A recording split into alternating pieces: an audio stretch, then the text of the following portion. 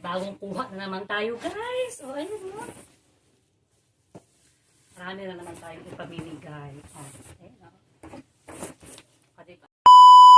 Hello everyone! Isang maliwanag at magandang araw sa inyong lahat. For today's video, ay ipapakita ko sa inyo kung paano ako nakakakuha ng mga libreng damit. Naglakad nga lang ako papunta dito sa First United Methodist Church. Ito kasi ang venue ng pop-up free shop ng There's Enough.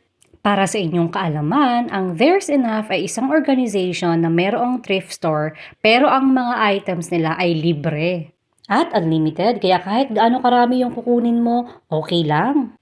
Anyway, dito muna ako sa restroom dumiretso kasi ihing-ihi na talaga ako. At syempre, inayos ko na rin ang buko kasi mahangin sa labas. Ayan, nakapasok na ako sa loob at ang una kong pinuntahan ay ang table ng mga damit pang bata for girls.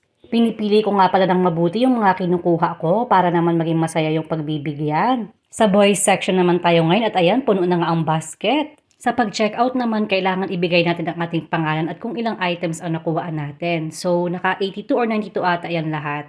At may nakuha pa nga akong trinket shelf at saka organizer. Nilipat ko na nga pala sa box yung mga pinangkukuha ako at ayan, naghihintay ako sa aking asawa para sunduin ako. Dahil medyo malayo din dito sa amin. 30 minutes na lakad bago ako nakarating dito. Sobrang mahangin sa labas pero buti na lang nandito na ang sundo ko. So, bye-bye na. Thanks for watching!